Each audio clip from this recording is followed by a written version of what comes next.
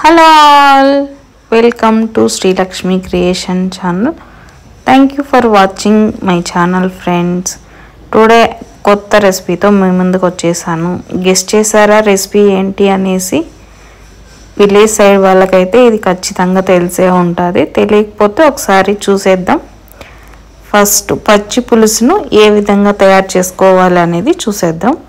మనకి ఎంత quantity of రసం కావాలి అనే దాన్ని బట్టి చింతపండు తీసుకోవాలి. నేను ఇక్కడ ఒక పెద్ద సైజు లెమన్ అంత చింతపండు తీసుకొని 1.5 గ్లాస్ వాటర్ వేసి ఉంచేసుకున్నాను. స్టార్టింగ్లో మీకు చూపించినట్లు వంకాయకి ఆయిల్ అప్లై చేసి స్టవ్ పైన పెట్టి రౌండ్ చుట్టూ కాల్చేసుకొని పక్కన పెట్టేసుకోవాలి. తర్వాత వచ్చేసి మనకి స్పైసీకి తగ్గట్టు చిల్లీని తీసుకొని పచ్చిమిర్చిని ఈ విధంగా చింతపండు రసంలోకి పెట్టేసుకొని ఈ విధంగా ఇట్లా అదిమేసుకోవాలి. అప్పుడు దాంట్లో ఉన్న స్పైసీ అంతా దాంట్లోకి అనేది వెళ్తుంది. తర్వాత ఇందులోకి మనం ఆల్రెడీ కట్ చేసి పెట్టుకోవాలి. ఏంటివి? కొత్తిమీర, ఆనియన్స్, ఇంకా స్మాల్ ఆనియన్స్ అయితే చాలా టేస్టీగా ఉంటాయి.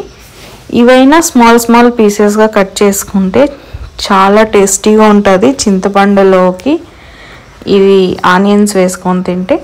తర్వాత మనము సాల్ట్ అనేది యాడ్ చేసేసుకోవాలి. మనము ఆల్రెడీ అక్కడ చూపించాను కదా, నేను వంకాయని ఈ విధంగా బాయిల్ అయినాక బ్లాక్గా అయిపోయి ఉంటుంది అనమాట. అది కాల్చిన తర్వాత దానిపైన ఉన్న పొట్టునంతా మనం ఈ విధంగా తీసేసుకునేసి మనం ఇక్కడ చేసి పెట్టుకున్నాం కదా చింతపండుది, దాంట్లో ఇది పెట్టేసుకునేసి దీన్ని మెత్తగా ఇందులోకి కలుపుకునేసేయాలి.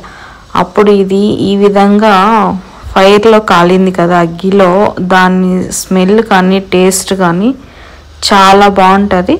ఇప్పుడు దీంట్లో పెట్టేసి ఈ విధంగా మనము బాగా కలుపుకునేసేయాలి.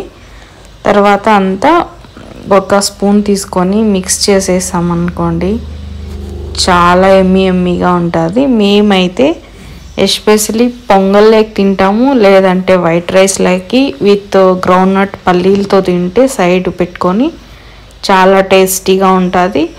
తర్వాత రాగి ముద్దలకైనా చాలా టేస్టీగా ఉంటుంది. ఎవరికైనా తెలియకపోతే ఒకసారి ఈ విధంగా ట్రై చేసి నా రెసిపీ చూసిన తర్వాత టేస్ట్ చేయండి. వావ్ అంటారు ఖచ్చితంగా మీరు. మీకు ఈ రెసిపీ నచ్చినట్లయితే నా వీడియోని లైక్ చేసి షేర్ చేసి సబ్స్క్రైబ్ చేయండి. నా వీడియోని చూసినందుకు చాలా థ్యాంక్ యూ సో మచ్. ఈ రెసిపీలో టిప్ ఏం తెలిసిన, వంకాయకి మనము ఎందుకు ఆయిల్ అప్లై చేస్తామంటే వంకాయ మనకి త్వరగా అనేది బాగా కాలుతుంది, లోపల బాగా బాయిల్ అవుతుంది. అందుకని ఆయిల్ అప్లై చేసుకుంటే ఇది మనకి త్వరగా ఫ్రై అవుతుంది. మీరు నా ఛానల్ చూసినందుకు thank you so much. Me subscription నా ఛానల్కి చాలా అవసరం. Thank you. Please subscribe friends.